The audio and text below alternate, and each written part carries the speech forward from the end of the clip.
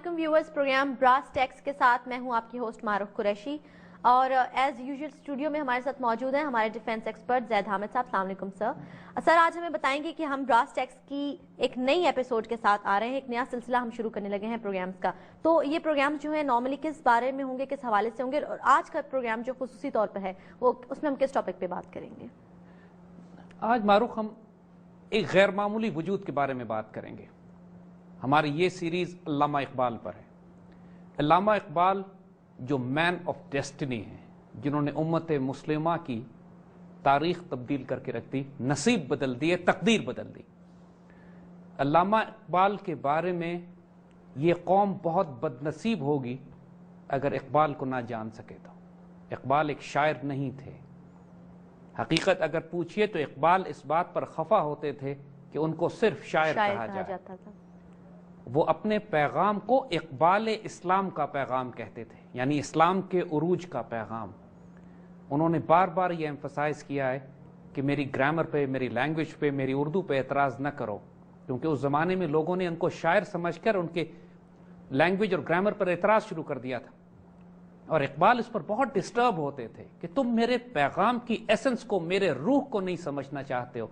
और बल्कि उन्होंने ये तक कहा कि अगर जो मुझे मालूम है उसका अशरे अशीर भी तुम लोगों को मालूम हो जाए तो मुझ पे एतराज़ करना बंद कर दो। क्योंकि इकबाल की जो रियलिटी थी, इकबाल की जो हकीकत थी, ईरान के मलिक शुरा बहार ने अल्लामा इकबाल के बारे में फरमाया कि हमारा दौर कहलाएगा इकबाल का दौर। तारीख इस दौर को इकबाल के दौर से याद करेगी। प्रोफेसर आर्नल्ड जो अल्लामा इकबाल के उस्ताद थे और इकबाल आखिरी वक्त तक उनको इंतहाई अदब और एहतराम से उनको याद करते रहे, आर्नल्ड इकबाल के बारे में कहते हैं, जिसका मफहूम कुछ ये बनता है कि he is a man of his age, ये अपने वक्त के आदमी हैं। He is a man ahead of his age, ये वो वजूद हैं जो अपने वक्त से भी आगे के दौर में इस्तेमाल होंगे, काम आएंगे। And he is a man at war with his age, यानी ये वो वजूद है कि जो अपने वक्त से हालत जंग में अपने निज़ाम को तब्दील भी करना चाहता है। अल्लामा इकबाल एक गैर मामूली वजूद, सिर्फ मुफक्किर पाकिस्तान नहीं है, उम्मत मुस्लिमा के मुफक्किर, दानिश्वर और एक ऐसे वजूद कि जिनका दौर आज भी है और आने वाले कई सौ साल में भी इकबाल का दौर बाकी रहेगा। आज हम इकबाल के बारे में बात करेंगे। हमने आज का एक टॉपिक गैर मामूली इसलिए सेलेक्ट किया है और उसका नाम हमने रखा है Iqbal पुरस्रार, Iqbal the mysterious man. उनकी वजूद की वो डायमेंशंस कि जो हमारी कौम से भी छुपे हुए हैं और कभी इस तरीके से, इस तरतीब से पेश नहीं किए गए कि इकबाल का वो तारुफ जो उससे पहले नहीं कराया गया। इंशाअल्लाह हम भी कोशिश करेंगे कि आने वाले इस प्रोग्राम में और आने वाले प्रोग्रामों में अल्लामा इकबाल का तारुफ अपनी कौम से कराएं। खुसूसन वो इसी कौम के थे। हमारे तो ये खुशनसीबी है कि इकबाल जो है वो हमारी कौम के लिए एक ऐसा फरिश्ता मैं कहूँगी बन कर आए जो आइडियोलॉजी ऑफ पाकिस्तान की फाउंडेशन जिन्होंने लेट की, और हमारी कौम पे ज़्यादा रिस्पॉन्सिबिलिटी आयद होती है कि हम उनसे ज़्यादा जानते हो। देखिए, इकबाल एक पुरस्कार वजूद हैं। वो एक शायर थे, मगर साथ वो एक थिंकर थे, एक फिलोसोफर थे, एक आइडियोलॉग थे, एक विजनरी थे, एक दानिश्वर थे, एक वली अल्लाह थे, एक जियो पॉलिटिकल एनालिस्ट थे और साथ साथ एक पॉलिटिकल एक्टिविस्ट थे, एक सियासी कारकुन। इतना गैर मामूली वजूद जिसकी किसी जहत को समझने के लिए तवील अरसा दरकार होगा, और वो सब सिमट कर उस एक वजूद में जमा हो गया था। और उसके बावजूद वो एक बशर थे, उनमें बशरी कमजोरियां भी थीं, उनमें गलतियां और कोताहियां भी थीं। आइडियल रोल मॉडल सिर्फ अल्लाह के रसूल सल्लल्लाहु अलैहि वसल्लम की ज़ात मुबारक है। लेकिन इकबाल के वजूद से हमें एक बहुत बड़ा पैगाम यह मिलता है कि अगर इंसान की नीयत साफ हो, उसके दिल में अल्लाह उसके रसूल से शदीद मोहब्बत हो और मुसलमानों की फलाह का जज्बा उसके दिल में मौजन हो और वो मुसलमानों की हालत ज़ार पर दुखता हो, तो कुदरत फिर ऐसे वजूद को इस्तेमाल कर लेती है एज मैन ऑफ डेस्टिनी, कौमों की तकदीरें तब्दील करने वाला वजूद। इंसानी तारीख में ऐसे बहुत से लोग आते हैं जो अपने अपने दौर की तकदीर बदल देते हैं। हमारे दौर के ये फर्द इकबाल है और अल्लामा इकबाल पर इंशाअल्लाह आइंदा हम तफसील से बात करेंगे। बिल्कुल। اچھا زید صاحب مجھے یہ بتائیے گا کہ اقبال کی ضرورت ہمیں جس دور میں اقبال آئے یہ خصوصی اسی دور میں اقبال کا وجود کیوں ہوا؟ اس کے پیچھے اللہ تعالیٰ کی کیا ایسی کیا اسباب تھے جن کی آپ سمجھتے ہیں کہ مسلمان اس دور میں زوال کا شکار تھے، خصوصاً اقبال کی آمد اسی دور میں کیوں ہوئی؟ بہت غیر معمولی سوال جس کو غیر معمولی پرسپیکٹو میں دیکھنے کی ضرورت ہے۔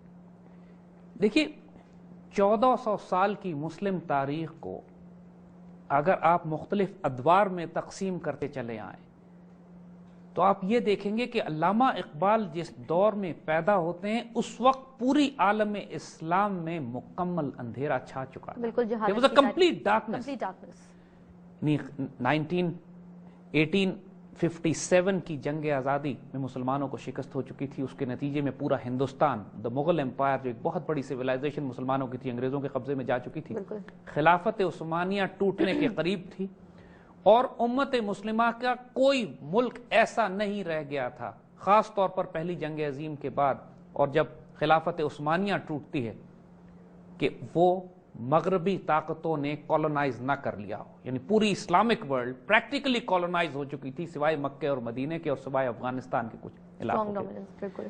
اب اس کیفیت میں اقبال کا وجود جب پوری امت مسلمہ پہ مایوسی کی وہ کیفیت تھی جو صدیوں میں اس سے پہلے نہیں آئی تھی۔ 300 سال سے امت مسلمہ کا زوال جاری تھا۔ خلافت عثمانیہ ایک طرف زوال پذیر تھی، 19ویں صدی میں اس کو سک مین آف یورپ کہا جاتا تھا کہ جو آہستہ آہستہ ٹوٹتی ہوئی اپنی موت کی طرف جا رہی تھی، اور 20ویں صدی کے آغاز میں ہی پہلی جنگ عظیم کے بعد خلافت عثمانیہ تباہ ہوتی ہے، اس سے چند سال پہلے مغلوں کی حکومت تباہ ہو چکی تھی۔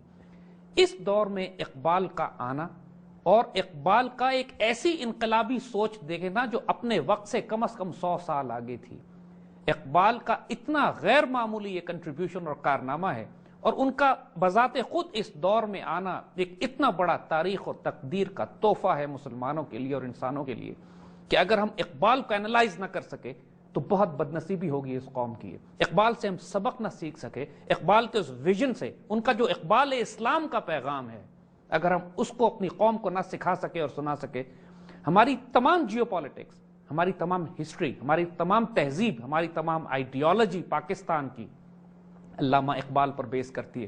اور صرف علامہ اقبال پر نہیں، علامہ اقبال کا جو ایفیکٹ امت مسلمہ میں اور خصوصاً فارسی اور اردو بولنے والی دنیا پہ ہے وہ اتنا غیر معمولی ہے کہ ہم آگے بیان کریں گے کہ آپ کو یقین نہیں آئے گا۔ زید صاحب اپنا سلسلہ یہیں سے گفتگو کا جاری رکھیں گے، فی الحال وقت ہوا چاہتا ہے چھوٹی سی بریک کا۔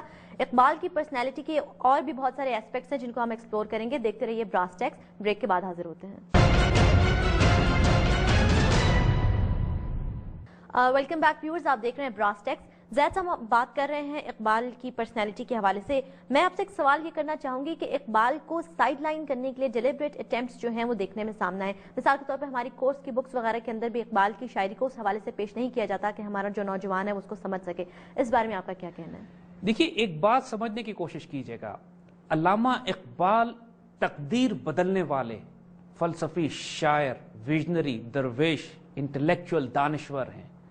انہوں نے آج کے جدید دور کو جس طرح ایکسپوز کیا ہے، اس سے پہلے مغرب یا مشرق میں کسی فلسفر، تھنکر یا ویژنری نے مغربی نظام حکومت کو، چاہے وہ مشرق کی طرف سے اشتراکیت ہو یا سرمایہ دارانہ نظام ہو، کیپٹلسٹ ہو یا کمیونسٹ سسٹم ہو، کسی ایک نظاموں کو اس طرح ایکسپوز نہیں کیا جس طرح اقبال نے کیا ہے۔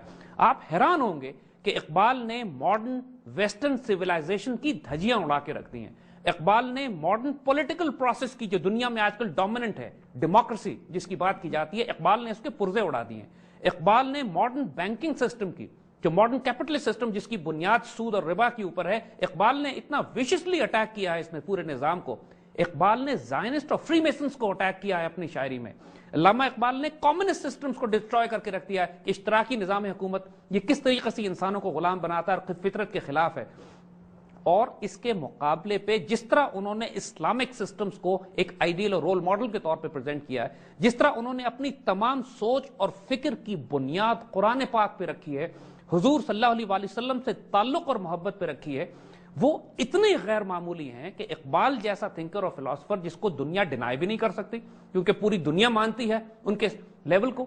ہم آپ کو آگے جا کے بتائیں گے کہ اس زمانے میں جب اقبال دنیا میں زندہ تھے، پوری دنیا میں ان کے بارے میں خبریں چھپا کرتی تھی، پوری دنیا کے اخباروں میں لوگوں کو پتا ہوتا تھا کہ اقبال اس وقت دنیا میں کہاں ٹریول کر رہے ہیں۔ ان کی کتابیں بادشاہ وقت اپنے دور کے پڑھا کرتے تھے۔ بڑے بڑے حکمران اقبال کی کتاب اسرار خودی کی ٹرانسلیشن اس زمانے میں مختلف زبانوں میں ہوا تھا، اس کو پڑھتے تھے. And Iqbal was known all over the world. 1937 میں علامہ اقبال کا اقبال ڈے 1000 جگہ پوری دنیا میں منایا جاتا ہے. پوری دنیا کو پتا تھا کہ اقبال ڈے 1937 میں آیا اور اس کو ہم نے منانا ہے.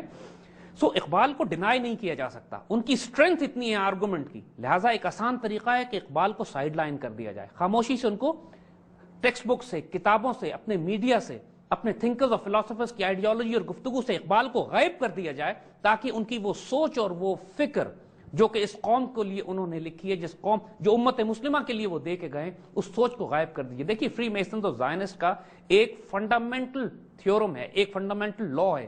وہ یہ کہتے ہیں کہ ہمیں لاکھوں کی آبادی اور کروڑوں کی فوج سے کوئی خطرہ نہیں ہے، لیکن ہمیں خطرہ ایک مفکر سے ہوتا ہے، ایک دانشور سے ہوتا ہے، جو لوگوں میں نئی روح پھونک دے، نئی سوچ دے دے، نئی فکر دے دے اور ہمارے پورے نظام کو ایکسپوز کر کے رکھ دے.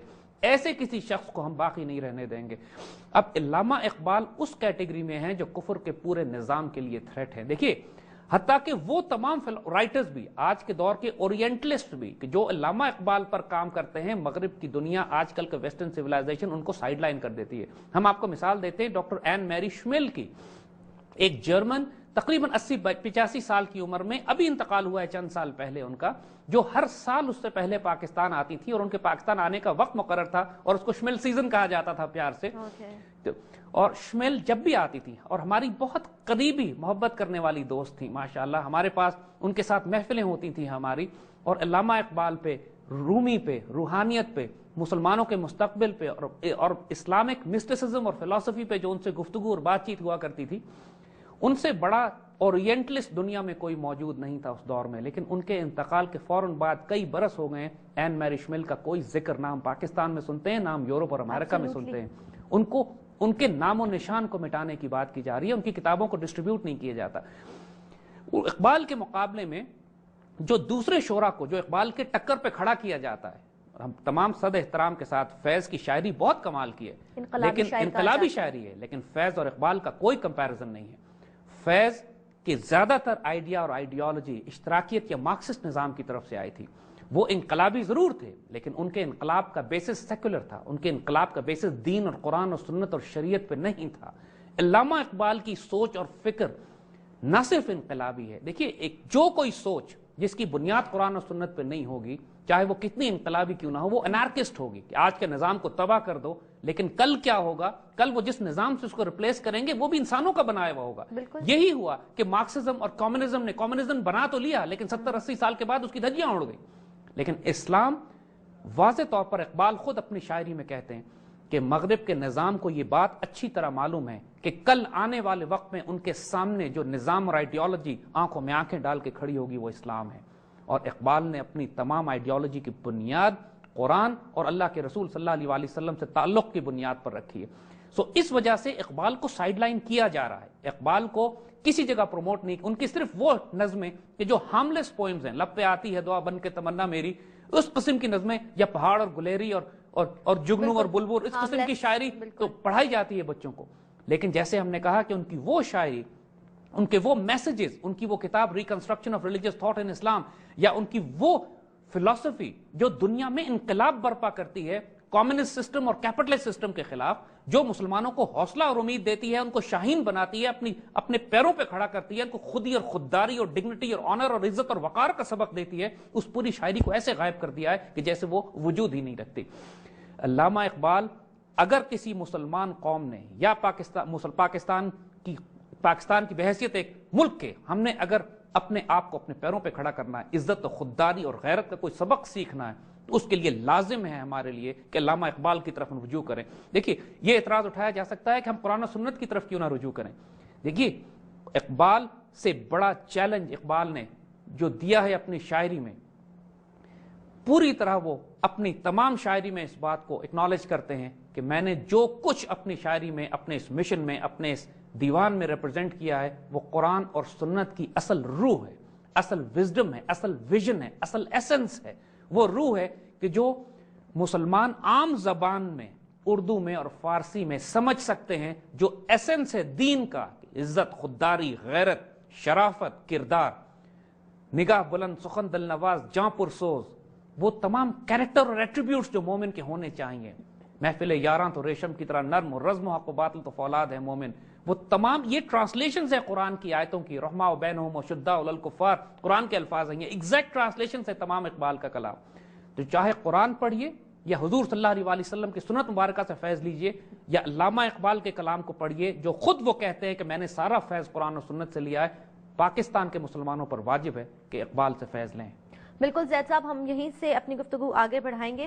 ویورز فی الحال وقت ہوا چاہتا ہے ایک بریک، آپ کو بتاتے چلیں کہ آج ہم بات کر رہے ہیں اقبال کے حوالے سے، کہیں مت جائے گا، بریک کے بعد دوبارہ حاضر ہوتے ہیں۔ ویلکم بیک ویورز، آپ دیکھ رہے ہیں براس ٹیکس۔ زید صاحب، کچھ دیر پہلے آپ نے گفتگو کی سٹیجز آف مسلم سیولائزیشن کے حوالے سے، تو ایک تھوڑا سا ریوائز کر دیجئے کہ یہ کون سی سٹیجز ہیں؟ دیکھیے، اگر آپ 1400 سال کی مسلم تاریخ کو اٹھا کے دیکھیے تو آپ کو اس میں 3 بڑے واضح دور نظر آتے ہیں۔ پہلا دور مسلمانوں کے قرون اولا کا ہے کہ جب حضور صلی اللہ علیہ وآلہ وسلم کے بعد خلافت راشدہ قائم ہوتی ہے، جس پہ مسلمان ایکسپینشن کرتے ہیں پوری دنیا میں، یعنی 50-60 سال کے اندر حال یہ ہوتا ہے کہ چائنا سے لے کر ویسٹ افریقہ تک اور اسپین کے اندر تک اسلامک سویلائزیشن داخل ہو جاتی ہے، اور آنے والے وقتوں میں جو اسلامی خلافت اور ریاست بنتی ہے، چاہے امید دور میں ہو، اس کے بعد عباسی دور میں ہو، اس کا عروج ہوتا ہے، ایکسپینشن پیریڈ ہوتا ہے۔ تمام تر مسلمانوں کے داخلی اختلافات اور پرابلمز کے باوجود اس آئیڈیالوجی اتنی سٹرونگ ہوتی ہے کہ اس کا مومنٹم اس کو پھیلا رہا ہوتا ہے دنیا میں۔ وہ ہر طرف جس طرف جاتے ہیں مسلمان، چاہے وہ مسلمان نیول وارفیئر کی بات کریں، چاہے اس وقت لینڈ فورسز ہوں، چاہے اس وقت آئیڈیالوجی ہو، چاہے اکانومی ہو مسلمانوں کی، چاہے مسلمانوں کا سائنسز میں، انجینئرنگ میں، میتھمیٹکس میں، کنسٹرکشن میں، جس مرضی سائنس میں آپ دیکھ لیجئے، اس وقت اسلامی تہذیب دنیا کی سینٹر آف گریوٹی تھی۔ پوری دنیا سے لوگ آتے تھے مسلمان علاقوں میں، قرطبہ میں، غرناطہ میں، اسپین میں، بغداد میں، دمشق میں، یہ سیولائزیشنز کے مرکز ہوا کرتے تھے، اور مسلمان تہذیب بخارا سے لے کے سینٹرل ایشیا سے روس اور چین تک پھیلی ہوئی تھی۔ یہ عروج کا دور تھا مسلمانوں کا۔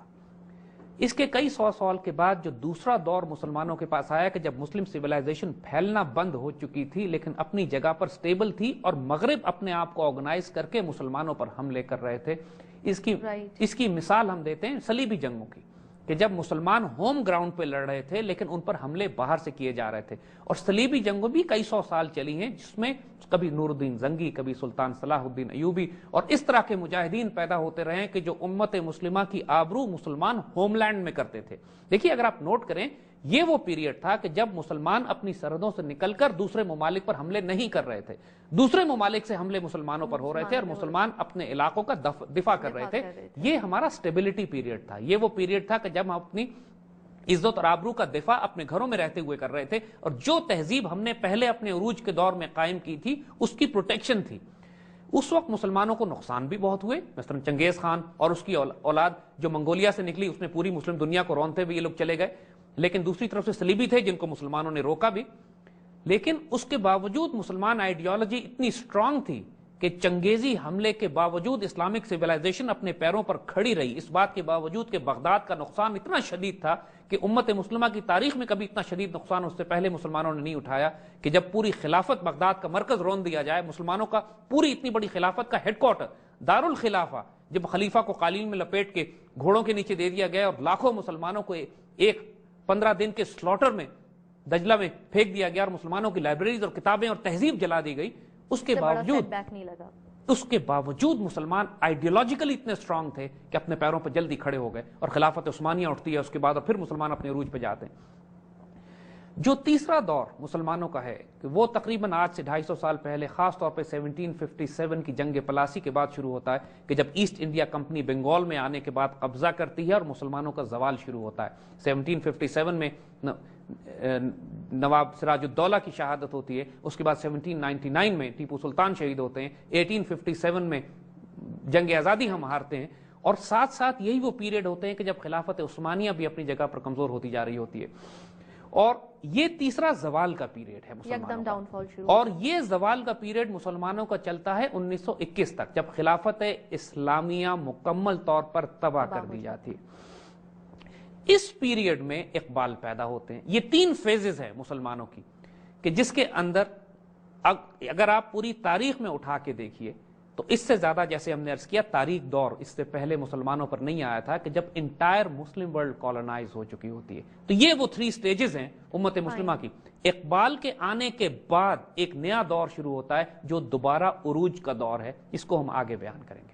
لیکن زید صاحب اس عروج کے دور میں بہت سارے ہمارے سامنے اور بھی لوگ آتے ہیں جنہوں نے سب کانٹیننٹ کے اندر بہت سارے ایسے کام کیے جن کی وجہ سے سب کانٹیننٹ آبویسلی آگے ایکسل کیا. 3 گریٹس کی اگر ہم بات کریں, مجدد الفسانی کی بات کریں, شاہ ولی اللہ کی بات کریں اور پھر ہم اقبال کی بھی بات کریں, تو ان تینوں کے دور میں آپ کا سوال کیا ویری ریلیونٹ. دیکھیے ایک بڑی فیسنیٹنگ بات, یہ 3 جن بڑے وجودوں کا, بزرگوں کا آپ نے نام لیا ہے, تینوں مین آف ڈیسٹینیز ہیں. یہ تینوں وہ ہیں کہ جنہوں نے اپنے اپنے وقت میں مسلمانوں کی تقدیریں تبدیل کر دی. مجدد الفسانی تو نام ہی ان کا مجدد الفسانی ہے, اس کا مطلب ہے کہ دوسرے 1000 سال کے مجدد. شاہ ولی اللہ اور ان کے بعد علامہ اقبال, یہ 3 بڑے سوشل تھنکر, فلاسفر, مسٹک اور سوشل سائنٹسٹ, آئیڈیالوگز, ایسے وجود پیدا ہوئے اپنے اپنے دور میں کہ جو امت مسلمہ کو, جنہوں نے خاص طور پہ ہندوستان کے مسلمانوں کو انہوں نے سنبھال کے رکھا. لیکن تینوں کے دور فرق ہیں, نوٹ کیجئے گا. جو ہم نے 3 دور مسلم سیولائزیشن کے بتائے ہیں, مجدد الفسانی اکبر بادشاہ کے ساتھ تھے. یہ وہ دور تھا جب مغل حکومت اپنے عروج کی طرف جا رہی تھی اور اکبر گمراہ ہونے لگا تھا. اس نے دین الہی کا اعلان کر دیا تھا اور اس نے پوری وہ خرافات شروع کر دی تھی جو اس نے آپ اسلام کو ہندو مذہب کے ساتھ جوڑ کے ایک نیا دین ایجاد کرنے کی کوشش کی. اس دور میں اس سے پہلے 800 سال تک مسلمان ہند پر حکومت کر رہے تھے. ہندوستان پر مسلمانوں کی حکومت تھی اور مسلمان عروج پہ تھے. اکبر اور اس کے بعد مغلیہ دور کا عروج شروع ہوتا ہے, وہ زوال کا پیریڈ نہیں تھا. مجدد الفسانی کا غیر معمولی کردار کہ اس وقت کی اسٹریٹجی ڈیفرنٹ تھی, چونکہ حکمران وقت مسلمان تھے, مسلمانوں کی حکومت تھی جو کئی 100 سال سے چلی آ رہی تھی, حکمران گمراہ ہو گیا تھا. تو مجدد الفسانی نے ریاست کے خلاف بغاوت برپا کرنے کے بجائے انہوں نے آس پاس مسلمان حکمرانوں, مسلمان جنرلز, مسلمان وزراء, دانشوروں, علماء, ان پر کام کیا خاص طور پر, تاکہ بادشاہ کی گمراہی کے فتنوں کو روکا جا سکے. اور جب اکبر بادشاہ کا انتقال ہوتا ہے تو اس کے بیٹے جہانگیر پر انہوں نے اتنا زیادہ کام کیا کہ وہ تمام فتنے کہ جو اکبر نے شروع کرائے تھے, خود جہانگیر نے اپنے ہاتھ سے ان فتنوں کو ختم کرنا شروع کیا. تو مجدد الفسانی نے ریاست سے بغاوت نہیں کی, حالانکہ ان کو جیل میں بھی بند کیا گیا, حالانکہ ان پہ سختیاں بھی کی گئی. اس کے باوجود ان کے مکتوبات, ان کے خط, ان کے لیٹرز جو وہ لکھا کرتے تھے, انہوں نے جس طرح کام کیا ان مسلمان حکمرانوں پر, مشیروں پہ, وزراء پر, وہ ایک غیر معمولی رول تھا. لیکن اس زمانے کا تقاضا یہ تھا کہ ریاست کے خلاف بغاوت نہ کی جائے, کہ ریاست کے خلاف اگر بغاوت کی جاتی تو پھر ہندوؤں کو, چونکہ مسلمان انڈیا میں مائنورٹی میں تھے, ہندوؤں کو موقع ملتا یا مرہٹوں کو یا دوسری طاقتوں کو, سکھوں کو موقع ملتا کہ مسلمان ریاست کی جڑ کاٹ دیں. لہٰذا اس سسٹم کے اندر رہتے ہوئے ریفارم کیا اس کو. اسٹریٹجی مختلف تھی, وقت مختلف تھا. شاہ ولی اللہ کا دور اگر اس کے مقابلے میں آپ دیکھیں, جو اس کے 150 سال کے بعد تقریباً اورنگزیب عالمگیر کے بعد جو شاہ ولی اللہ کا دور آتا ہے, وہ فتنوں کا دور تھا. یہ وہ وقت تھا کہ جب مغلیہ حکومت تقریباً ختم ہونے کے قریب پہنچی ہوئی تھی. حال یہ تھا کہ کوئی مرکز دہلی کا مضبوط نہیں تھا, مرہٹوں نے سر اٹھا لیا تھا اور مرہٹے قتل و غارت کرتے ہوئے دہلی تک کو رونتے چلے جا رہے تھے. اور مسلمانوں کی ناردرن انڈیا میں اسپیشلی, مرہٹا ریاست ساؤتھ سے اٹھی تھی, ناردرن انڈیا میں بھی مسلمانوں کی عزت, جان, مال, آبرو, کوئی سیاسی طاقت کچھ محفوظ نہیں رہ گئی تھی. اس دور میں شاہ ولی اللہ نے ایک طرف تو مسلمانوں کی تربیت کا کام کیا, دوسری طرف ایک پولیٹیکل ویژنری ہونے کے ناطے انہوں نے مسلمانوں کے سیاسی عروج کو بچانے کی بھی کوشش کی.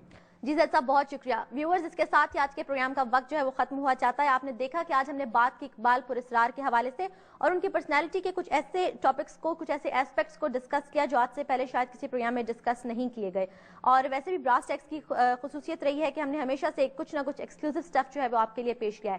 انشاءاللہ اگلے پروگرامز میں بھی کچھ نہ کچھ آپ کے لیے پیش کرتے رہیں گے اقبال کی پرسنالٹی کے حوالے سے. تب تک کے لیے اجازت دیجیے.